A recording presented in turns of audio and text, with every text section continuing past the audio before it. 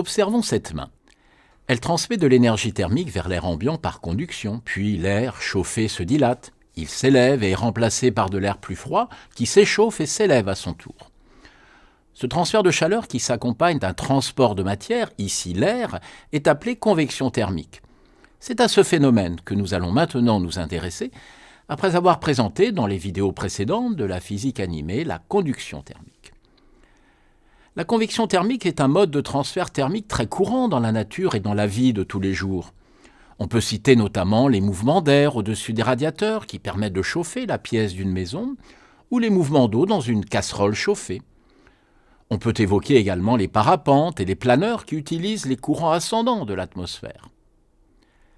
Nous allons, dans cette première vidéo de la collection La physique animée consacrée à la convection thermique, présenter différentes expériences illustrant ce transfert.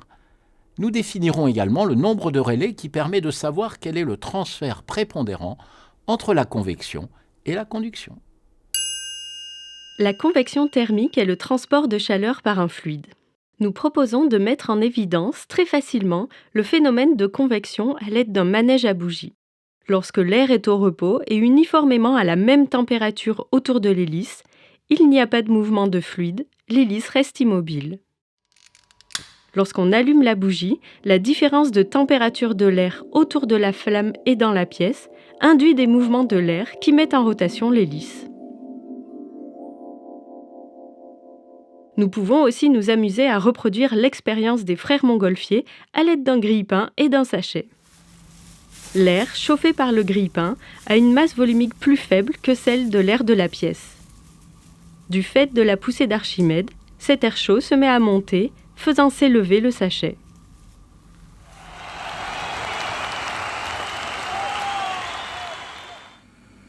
Lorsque l'on fait chauffer de l'eau sur le feu, la source de chaleur se trouve au-dessous de la casserole. Lorsque la partie de l'eau la plus basse et donc la plus proche de la source de chaleur s'échauffe, sa masse volumique diminue et elle s'élève. C'est pour cette raison que les bulles, constituées de vapeur d'eau, se forment au fond de la casserole et remontent. De la même manière, plaçons dans un aquarium rempli d'eau à température ambiante un flacon contenant de l'eau froide colorée en bleu et un flacon contenant de l'eau chaude colorée en rouge. On observe que l'eau chaude quitte son contenant alors qu'il n'y a pas de mouvement de l'eau froide. L'eau chaude vient se placer au-dessus de l'eau à température ambiante. L'eau teintée en bleu, de température plus basse que l'eau de l'aquarium, reste confinée dans son flacon. Continuons avec une autre expérience très visuelle. On vient remplir un verre avec de l'eau chaude colorée en jaune et un autre verre avec de l'eau froide colorée en bleu.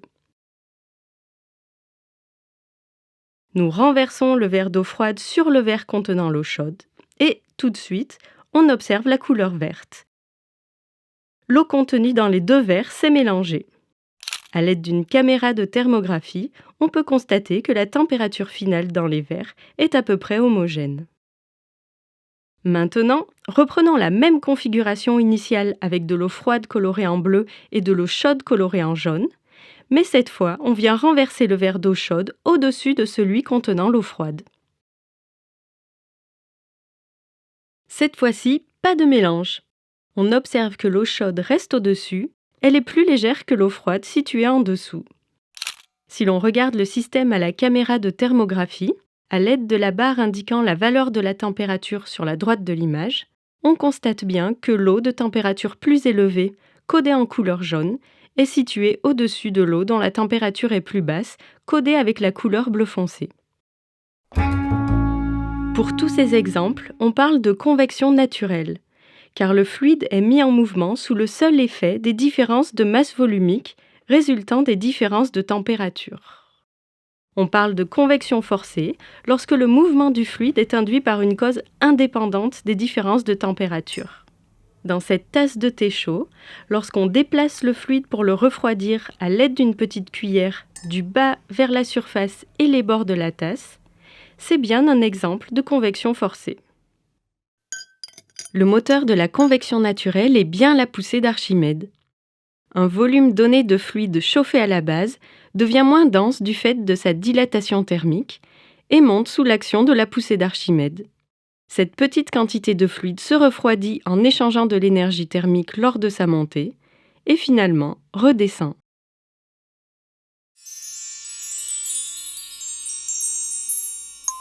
Pour illustrer l'importance de la poussée d'Archimède, prenons maintenant l'exemple d'une montgolfière. La pression atmosphérique diminue avec l'altitude Z. Les forces de pression sont plus importantes à la base de la montgolfière qu'au-dessus. La poussée d'Archimède, somme de toutes ces forces, est dirigée vers le haut et égale au poids du volume d'air extérieur déplacé. Soit, en notant V0 le volume constant de l'enveloppe et en considérant l'air comme un gaz parfait, la poussée d'Archimède peut s'écrire FA égale moins la pression P de Z de l'air à l'altitude Z fois la masse molaire de l'air sur la constante des gaz parfaits R, la température de l'air extérieur, fois le volume de l'enveloppe, fois le vecteur accélération de la pesanteur. La pression à l'intérieur de l'enveloppe indéformable et ouverte est égale à la pression extérieure. L'air, chauffé dans le ballon, a une température T intérieure qui est supérieure à la température extérieure. La montgolfière est alors soumise à la force totale F égale au poids mg de la nacelle et de l'enveloppe, plus le poids de l'air contenu dans l'enveloppe, plus la poussée d'Archimède, plus la force de frottement lorsqu'il y a mouvement. Soit F égale mg plus la pression à l'altitude Z fois la masse molaire de l'air sur grand R fois le volume V0, le tout multiplié par la différence 1 sur T intérieur moins 1 sur T extérieur fois G plus la force de frottement.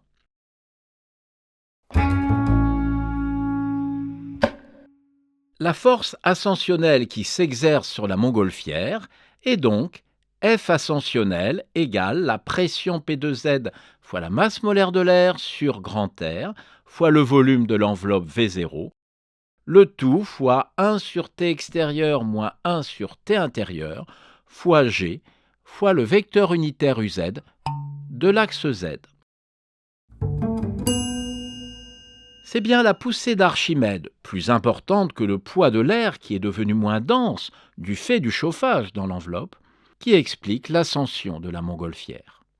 Cette force ascensionnelle est ainsi bien dirigée vers le haut. Elle dépend notamment de la pression atmosphérique et diminue donc avec l'altitude.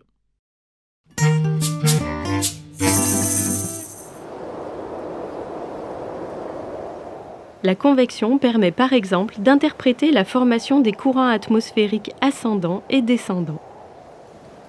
Revenons au laboratoire afin de mettre en évidence des courants de circulation créés par la convection. Prenons deux récipients reliés par deux tuyaux. On remplit simultanément les deux récipients avec de l'eau chaude colorée en jaune et de l'eau froide colorée en bleu. On observe un déplacement des masses d'eau dû à leur masse volumique. Rapidement, le tuyau du haut laisse apparaître la circulation de l'eau chaude, teintée en jaune, alors que l'eau froide, plus dense, emprunte le tuyau du bas. Il n'y a ensuite plus de mouvement lorsque le fluide est stratifié selon sa densité. Ce que l'on retrouve à la caméra de thermographie. Il est aussi intéressant de comparer l'efficacité des échanges thermiques par conduction et par convection. On a placé deux sondes de température, S1 et S2, à deux altitudes différentes dans un récipient rempli d'eau à température ambiante. On branche un thermoplongeur, c'est-à-dire une grosse résistance qui va venir chauffer le liquide. Le thermoplongeur est dans un premier temps placé proche de la surface de l'eau.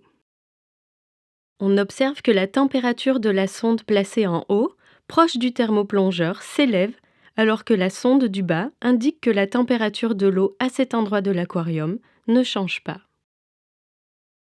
Le transfert thermique a lieu principalement par conduction. L'eau chaude, plus légère, reste en hauteur. Le chauffage par le thermoplongeur n'a aucun effet pour le liquide situé en bas de l'aquarium. Maintenant, nous plaçons le thermoplongeur dans le bas du récipient. La température commence à s'élever sur la sonde placée en haut. Puis, au bout d'un certain temps, la température s'élève aussi sur la sonde du bas. Les courants de convection favorisent les échanges thermiques et uniformisent la température au sein de l'aquarium. Nous noterons justement que c'est pour cette raison que la résistance est placée en bas dans les bouilloires électriques ou que le chauffage par le sol dans une maison est un dispositif optimal. De la même manière, un climatiseur sera beaucoup plus efficace placé en hauteur dans une pièce. Maintenant, nous proposons ici de visualiser le seuil entre la conduction et la convection. Pour ce faire, nous avons ensemencé de l'huile de silicone avec de la poudre de mica, teintée en bleu, dans un cristallisoire que l'on vient placer sur une plaque chauffante. La poudre de mica est utilisée ici comme marqueur des mouvements de fluide. Le phénomène observé serait le même, mais plus difficilement discernable si elle n'était pas ajoutée. Par conduction, la plaque chauffante transfère de l'énergie thermique au cristallisoire, puis au fluide.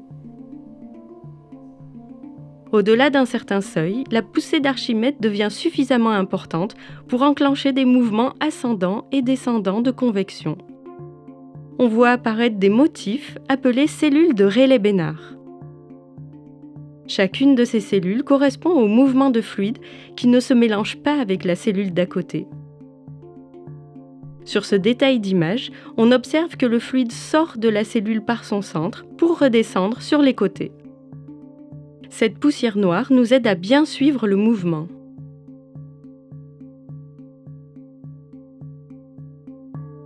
Ces deux dernières expériences montrent bien que l'énergie thermique peut être transférée selon deux modes. D'une part, la conduction dans le fluide au repos, et d'autre part, la convection due au mouvement du fluide.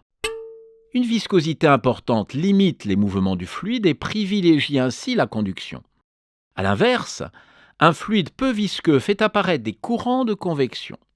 La frontière entre ces deux régimes dépend également de la différence de température, de l'épaisseur de la couche de fluide, de son coefficient de dilatation et de sa diffusivité thermique. Le nombre de Rayleigh permet de comparer ces deux régimes. Lord Rayleigh, de son vrai nom John William Strutt, physicien britannique, a reçu le prix Nobel de physique en 1904.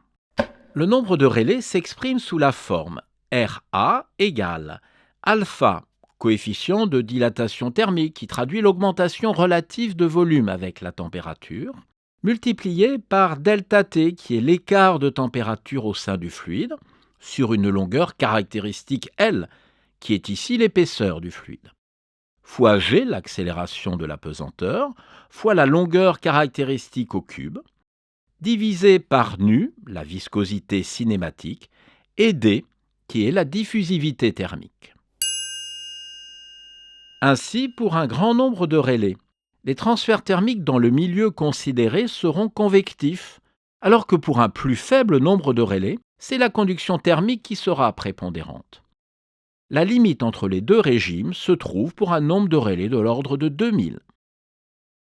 Avec la couche d'huile de silicone de quelques millimètres d'épaisseur et une différence de température d'environ 70 degrés Celsius, le nombre de Rayleigh est de l'ordre de 4000.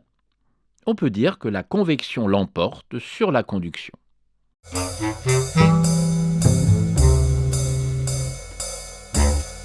Savez-vous qu'il y a de la convection dans les roches terrestres à l'état solide ? Les conditions de pression, de température et de viscosité varient fortement en fonction de la profondeur. Dans la lithosphère, le transfert thermique s'effectue par conduction, alors qu'en dessous, le manteau est convectif. Les géophysiciens ont pu calculer le nombre de Rayleigh dans ce manteau convectif. Il est de l'ordre de 10 puissance 6 à 10 puissance 8. La vitesse des mouvements de convection est de l'ordre de grandeur du centimètre jusqu'au décimètre par an.